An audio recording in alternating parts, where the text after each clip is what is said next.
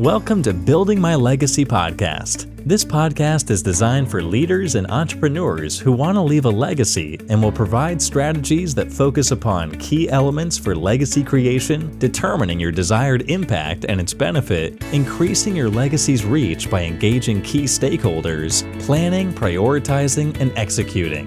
Here's your host, Dr. Lois Sonsteg. Welcome to today's Building My Legacy podcast. I have with me today Meghan Lynch. Meghan is CEO of 6Point Creative. She works with people, especially in the food and beverage industries, looking at how do they brand their companies and grow their companies. It's a very competitive industry that you are working in. And so, Meghan, just tell us a little bit about how you got started, why the food and beverage industry, and then what your passion is in terms of what you do. Sure. So I guess, first of all, I never really planned on owning a business. I wouldn't think of myself as an entrepreneur. I kind of fell into it. We was working at a marketing agency and met my two business partners with which I founded 6Point. They were going to start their own agency, and they just kind of said like, oh, we need somebody on the operations side. Why don't you come run it with us? And I was 27 and just didn't know any better. So I was like, yeah, sure. So I think for me, it wasn't like I had some big idea where I wanted to found a company and kind of make that happen. Instead, kind of the why of 6Point became more and more apparent as as my journey as a business owner changed. And then also as my two partners retired and left the business, and I kind of had to figure out like, okay, well, what is this business going to be about when it's just me? They were really more on the creative side. I'm really more on the business strategy side. So really kind of deciding, what does this look like in the future and where are we going? And for me, one of the things that had happened in my growth journey as an entrepreneur is that there was kind of a point where I think when you first start out, like everything's exciting and everything's new, and yeah, there are issues, but you don't really feel it because you're just like so into doing the work, or at least that's how it was for me. And then there becomes this point where all of a sudden things stop coming as easily and you have to kind of start working harder, and it really starts to feel like, ooh, this isn't really going well. And I would go out to networking events and see other business owners be like, oh, everybody's saying, how's business? And everybody else was like, oh, great. And I'm like, oh my gosh, I'm the only person here who has problems. I am the world's worst CEO. And then it wasn't until I started joining some like more peer education forums, and I found one of those in a family business center locally. And I started talking with other CEOs of family-owned, closely held businesses. And once you got us, 8 or 10 of us in a room together, all of a sudden everybody had problems, and some of them much bigger problems than I had. And so it made me go, oh, actually, number one, I'm not alone.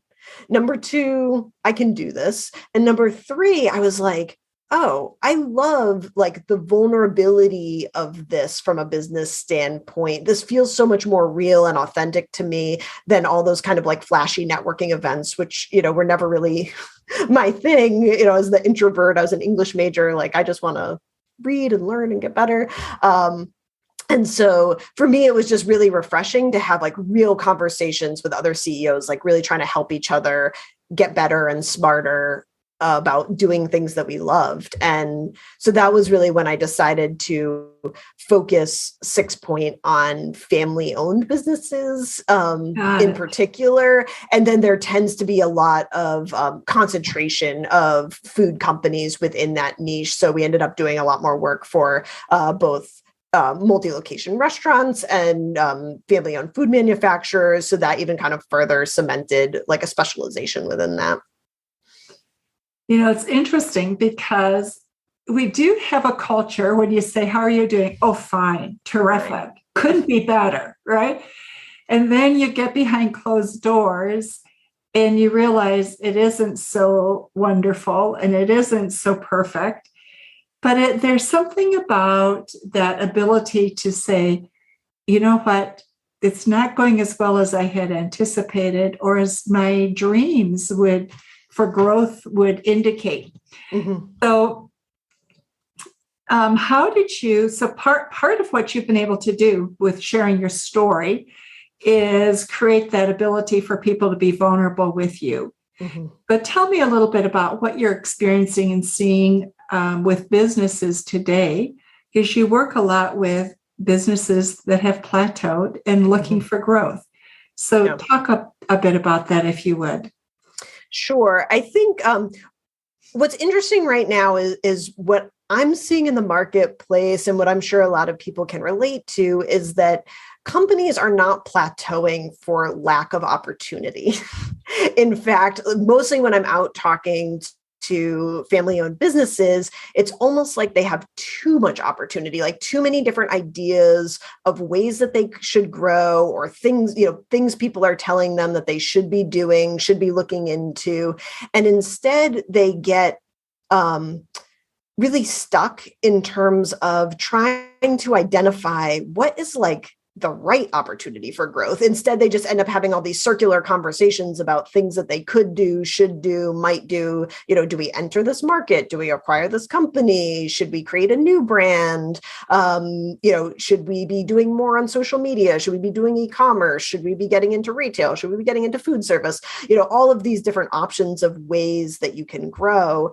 And that instead of growing in any of them, they just really get stuck, and the lack of focus is actually what is hurting them, not the opportunities for more sales or more growth. It's so true. I think one of the advantages and disadvantages of the internet has been just what you've said. And that is, people are overwhelmed by the amount of information, and choosing which part I need today is what's so hard. So tell me a little bit, how do you help companies get through that plateau? Part of it's recognizing it. So how do you help people recognize it, first of all? Mm-hmm. That's so much of it is that piece of like feeling seen, that same experience that I had in that room of CEOs, of realizing like, okay, I'm not alone. I'm not crazy. I'm not bad at this. This is just like a natural life cycle at the point, in the business. And it actually, in a lot of ways means that you've been successful, right? That you've grown to a point where you have opportunities, you have multiple paths for growth, you have a strong foundation to work from. I was catching up with a client the other day, and he was saying like, we have such better problems now, like money is not the problem. It's finding the right real estate. It's trying to decide like which is the best, investment to improve our tech connections with our customers. So I do think that that feeling like you're not alone, feeling like this is a piece of success, and then also understanding that there is like basically a common sense path forward of selecting and focusing an opportunity. And so we developed this program that we call Solve for Why. And basically it's just kind of like the best practices about making some of those decisions and doing it in a systematic way. I'm a big believer in like solving the right problem in the right order, that sometimes, you can have the right solution at the wrong time, and all of a sudden it's not the right solution. So we really just kind of walk companies through, we start off with a phase where we're just really focusing in on what are all the opportunities. Like, let's get them all up on a board. Let's figure out, work with them to figure out which one is their biggest opportunity that's going to enable all the other growth to happen, so that they move from, all of this overwhelm to like a really crystal clear focus. And then we work with them to figure out, what is the right data that they need to make good decisions about that, and to be able to craft a strategy. And so we'll help them get not analysis paralysis or get overloaded, looking at spreadsheets and reports, but find just enough data to help them confidently move forward. And so those are some of the kind of building blocks that really create this momentum that, it's one of the kind of mantras that we use internally at 6Point is slow is smooth and smooth is fast. That if you can kind of make these decisions up front, make the decisions, get the data, figure out your strategy, build a plan, all of a sudden then the execution, which used to be where you were stuck, all of a sudden starts coming really easily and moving really fast. So that becomes a big part of it as well. Okay, so tell us a little bit about your 6-point strategy, because I think you were just beginning to do that. Yeah. So it's basically our software-wise system has 3 main phases. So there is a phase that is really all about prioritization. So again, selecting that right opportunity, getting the data you need, and crafting a strategy or guardrails about how to do that. So it's really about going from guessing what might be right to knowing what's right and kind of being able to move forward with confidence and removing some of those fear factors of like, ooh, I'm missing out on this, or if we choose this, it means we don't get this. Again, that fear of loss or making the wrong decision is often what holds folks up. And then once we go through that, then we go through an alignment phase where we're creating a plan. We're helping companies figure out their DNA or like the do not alter of their brand. So these are the things that if you change them, they would actually move the brand backwards instead of moving it forwards. And then helping them figure out exactly what skill sets they need and what expertise they need to be able to move this forward. So we kind of go through a phase where we're figuring out like, not how do you get something done, but who is going to help you get it done? What is the right skill set that you need in place to be able to move forward, again, a lot faster, because a lot of these companies have been bootstrapping things for a long time, which really slows down the growth and kind of creates that plateau. So those are the 3 stages. And as you speak about that, one of the things we keep hearing about in the internet and the market is how difficult it is for people to have labor right now. And you're working in an industry where labor is critical. So what are you finding and how are you helping people navigate that one?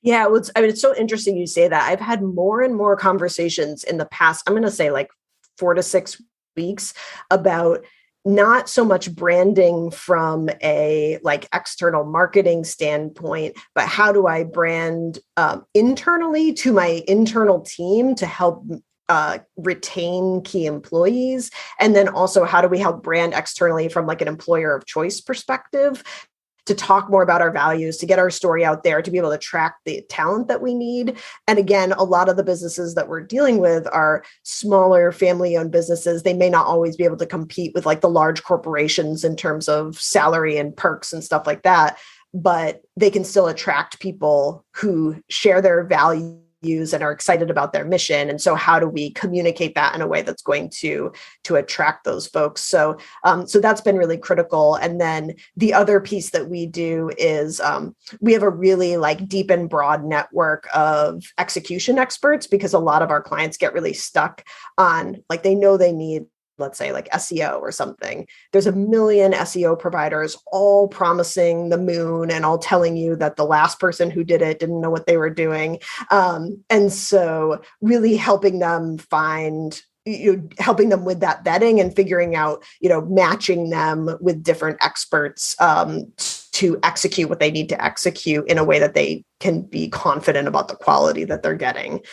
So that's been huge too, because there's a lot of folks out there who are just, again, because you don't really know what you're buying, can just kind of jump at whoever is out there offering it. And that can be a way to lose a lot of money. So. It's so true. It's very hard, I think, in today's market to vet people because hype has become the norm and truth perhaps less so. And so to really be able to navigate through that and to be able to help people see, what are the results and that focus on results, results, results. It's not hype, it's results. Yeah. Yeah. And for a lot of companies, just being able to articulate what exactly it is they want, what does success look like for them? I think a lot of businesses get really stuck, especially when you're buying something kind of vague, like marketing services. It feels like, oh, well, how do I hold them accountable? Like, they say that whatever our Facebook page subscribers are going up, is that success? Well, if your goal is to acquire new customers, no, it might not be. They might not be translating. And so, so the other thing that we work really hard with clients on is to really connect marketing metrics to their business goals and have them feel confident that it's not crazy to ask, to not just say like, oh, it's brand awareness building. If that's not growing sales, if that's not enabling you to raise your prices, if that's not, getting you more interest and helping your growth, then it's not successful. And I think that can go a long way to give people confidence to expect more from their marketing spend or their investment in their brand. Got it. And yeah, that is so true. It's how do you make every dollar that you spend do more for you? But you're absolutely right. What is it we focus on? And that is probably the hardest thing to articulate, partly also because of the messages that you get. So, right. It's hard to really know. What is it you find are the biggest mistakes that family-owned businesses make as they try to grow their business or keep them moving? Yeah, I mean, I think one of the biggest mistakes that I see is family-owned businesses getting really caught in this fear cycle of, again, it's sort of like what your strengths are also become your weaknesses. And so one of the things that I love about family businesses is that they're extremely relationship oriented and they're often extremely loyal. And that will be, even across generations, you'll see like they'll get very concentrated with a couple of customers because they're very loyal to those relationships. They don't want to mess any of that up. And it can also make them not go after new growth opportunities because they're really concerned that they're going to lose what they have. And again, when you're in a family business, as the family grows, the business needs to grow, more family members are maybe coming into it, or it needs to pay dividends out to more. And so you kind of have this relentless need for growth. And so this idea that, ooh, if we go after this, we might actually lose something. That can really stop people from moving forward. And so, again, really try to stress that, there's always solutions to problems, and that oftentimes what those fears are like, oh, they're going to think we don't care about them. Okay, well, then we put in a plan to make those folks feel very cared for at the same time as we still go after this opportunity. And so, helping them see that, we don't discount those fears. They're valid, like they're pointing to something that's really important to you about your business, but at the same time, you don't want something that's going to hold you back, right? So kind of helping them both look at those rationally and then also find a path forward. Okay, so that's one common mistake, fear of alienating an important client. Mm-hmm. What else are some of the mistakes that people make? Yeah, I think the other is, again, we talked a little bit about like not setting KPIs, not holding people accountable. Again, I think sometimes when you buy something from a vendor who's promising you the moon, then there becomes this kind of like, oh, I don't really understand this. I'm going to delegate it to them. We'll often find companies who have, let's say, like given their Amazon account to some broker who's now running it. They have no access to it. They've lost control of the brand. They've kind of like trusted them too much, and they're not holding them accountable. Sales have been flat.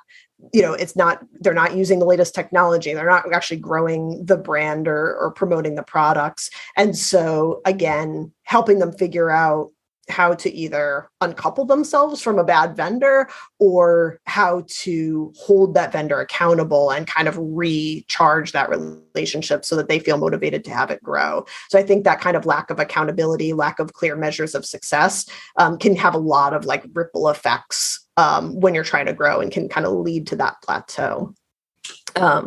Yeah. I think the same is true of holding family members accountable. Absolutely. And you live together or you are related. So how do you manage that for the companies you work with? Yeah, I mean, a lot of that is out of my purview as a marketing and brand strategist. I think what we tend to do is try to bring data to it, try to shine light in places where it's needed. But overall, that's also something that, because we work with a lot of family businesses and we work with a lot of family business consultants and people who specialize in culture and relationships, specifically around family businesses, it's also where I can kind of often act as like an advisor or connector to say like, ooh, kind of, I see this going on. It's stopping us from being able to do our job. So maybe you need to go work with this person while we're doing this over here, or we'll pause what we're doing while you take care of this.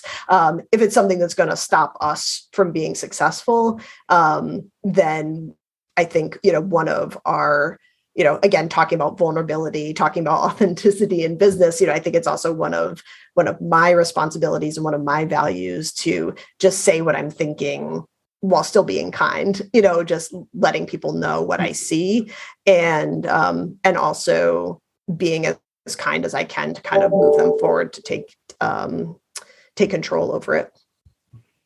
So you also talk about strategies for doubling your revenue. And my goodness, people are eager to do something with their revenue coming out of COVID.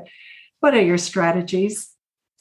Yeah, so I think a lot of the strategies that we employ are things that can kind of really help companies maximize the dollars that they're spending. So for example, we often use what's called a brand touchpoint matrix. And basically the thinking behind it is that you really focus in your spend on anything that is a really high value touch point with your audience, which would mean it's very personal and it's also very either long lasting or frequent.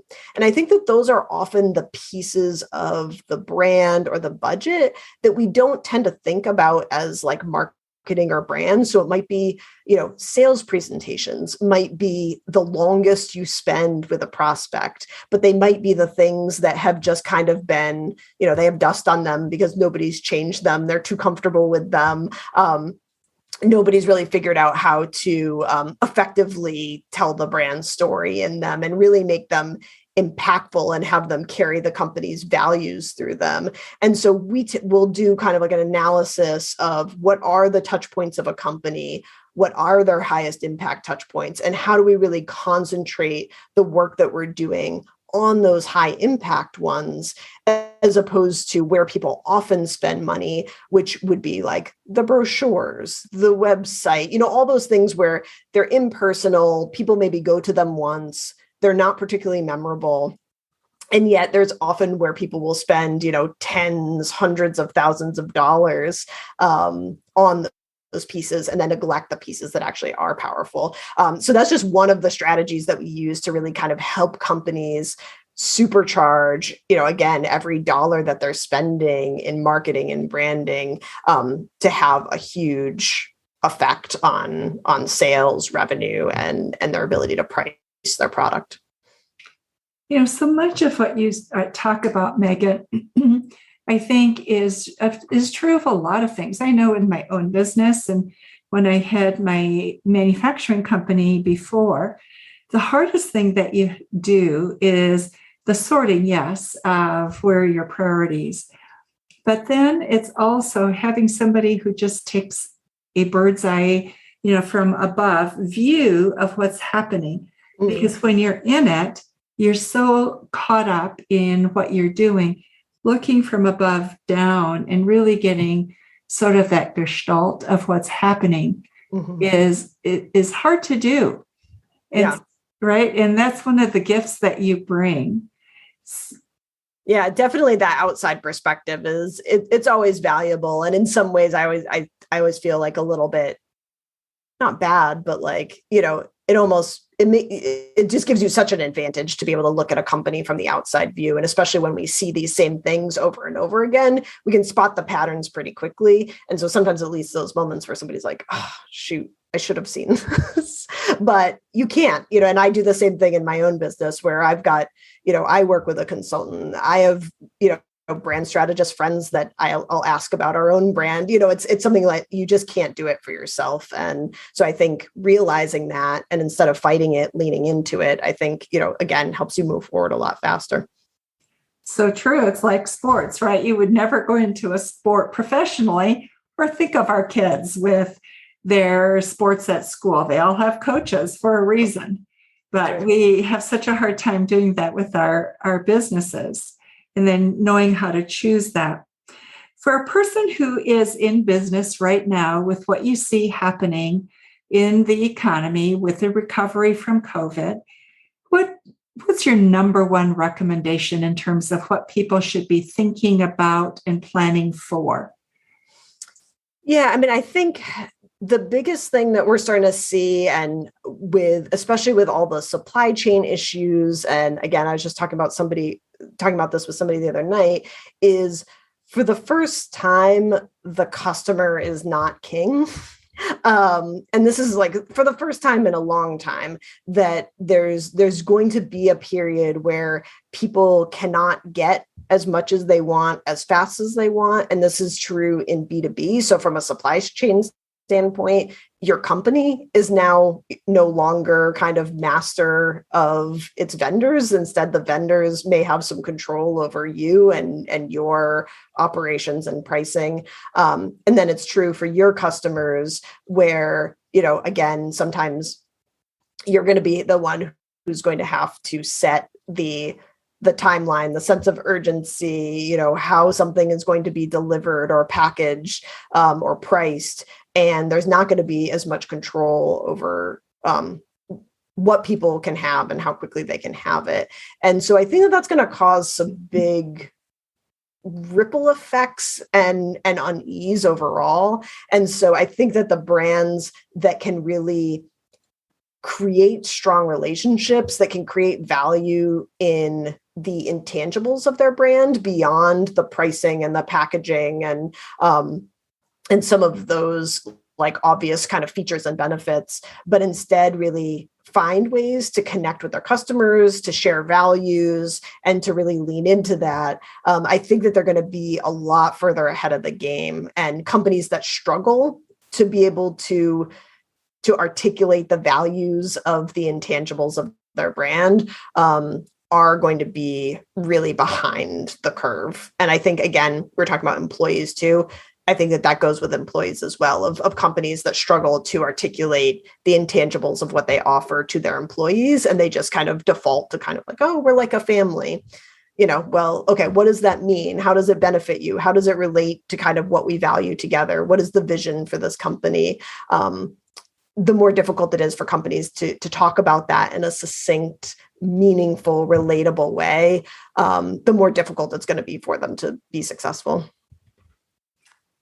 Meghan, our time is almost up. What have we missed that you would like very much for the audience to know or know about what you do and the services that you provide? Yeah, I mean, I think we really covered a lot. Probably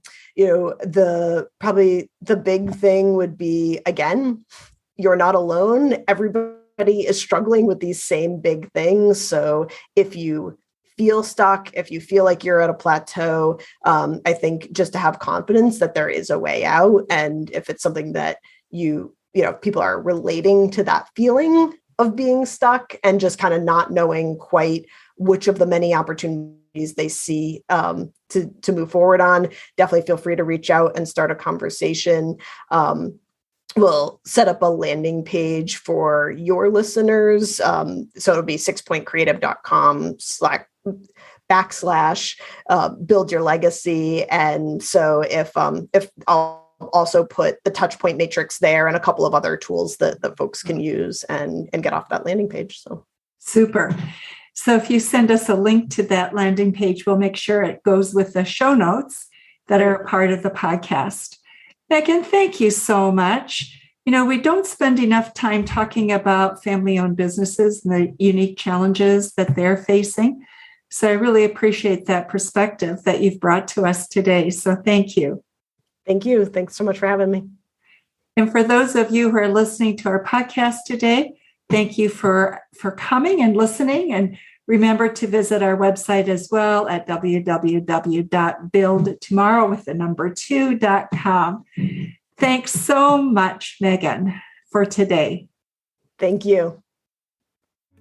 You've been listening to Building My Legacy podcast with Dr. Lois Sonsteg. To book your appointment with Dr. Sonsteg, visit www.buildtomorrow.com.